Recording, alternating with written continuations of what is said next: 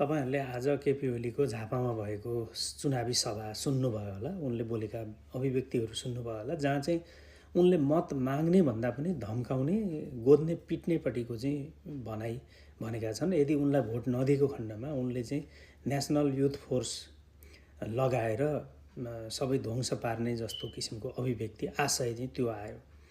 उनी भन्छन् national youth force नबन्दा देशका संरचना जले, अब जल्दैन अरे। उनको लागि प्रहरी, प्रशासन, देश, सिस्टम, जनता केही पनि होइन के। अब यिनै फोर्सले गर्छन् के सबै काम। कानुन पनि यिनै फोर्स हुन्, यिनै लडाकु फोर्स हुन्। आफ्नो झन्डा लगेर आफै जलाउने, अनि जुलुसहरू मान्छेका भाँडिदिने, अनि आवश्यक पर्दा चुनाव हुँदैन भन्दै ओलीले धम्की दिँदा चुनाव हुन नदिने लडाकु दस्ता पनि यिनै। अब अरू पनि हाँस उठ्दा धेरै कुराहरू उनले भनेका छन्। कसैले पनि बुथ कब्जा गर्ने कल्पना नगरे हुन्छ, हामीसँग युथ फोर्स छ भनेका छन्। भनेपछि त यो सबैलाई रोक्न सक्नेले त आफै गएर बुथ कब्जा गर्ने रहेछ नि त। ओलीले त सङ्केत गरिसके, म चुनाव नजित्ने अवस्था भयो भने म बुथ कब्जा गर्छु, मेरा केटाहरू छन्, लडाकुहरू छन् भन्ने कुरा त भनिसके नि त। हिजो अस्ति मात्रै ओलीको तालिम तपाईहरुले सुन्नुभयो होला, जहाँ चाहिँ उनले भन्न लगाएका थिए कि पहिला संसद जल्यो अनि गोली चल्यो भन्ने रटान लगाएको त तपाईहरुले सुन्नुभएको थियो होला हैन। भनेपछि ओलीजीको सबै आफ्नै महात्म्य खडा भएको छ के अहिले।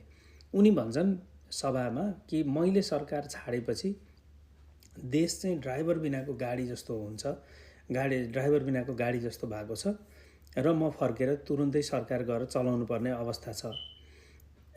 अनि उनकै अगाडि यो एमाले भोलिन्टियर फोर्सको संयोजकले पनि फेरि जो चाहिँ 10 वटा ज्यान मुद्दा सम्बन्धमा पहिल्यै अपराधिक कार्यमा परिसकेको मान्छे हो हैन, र ओली सरकारहरूले नै जोगाउँदै ल्याएर सफाई पाएको अथवा चाहिँ अझै पनि कतिपय क्रिमिनल ब्याकग्राउन्डमा प्रहरीले शंकास्पद मानिरहेको मान्छे उनले चाहिँ भनेका छ आमसभामा कि चेतावनी दिने, उनले चेतावनीको स्वरमा भनेको छ कि हाम्रो झन्डा जलाउनेको चुनाव प्रचार प्रसार रोक्छौं। वाह, कति राम्रो कुरा सिकाउनु भयो त केपी ओलीजी हैन। आमसभाबाट आफ्ना केटाहरू गुण्डाहरू अगाडि राखेर यस्तो यस्तो शिक्षा सिकाउने भनेपछि यस्ता राम्रा मान्छेलाई त लानै पर्छ हौ सरकारमा, किन नलानु। अहिलेका प्रहरीहरूले, प्रशासन, सेनाले केही कामै गरेका छैन। अब यो यही भोलिन्टियरले त गर्ने भयो नि त देश हैन। यिनीहरूलाई नै जिम्मा दिनुपर्छ जस्तो छ सबै देश त।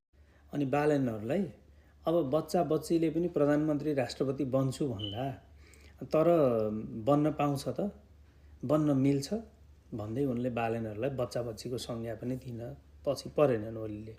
एक दिन झापा आउँदा चुनाव हुन्छ भन्ने, अर्कोचोटि आउँदा चुनाव हुँदैन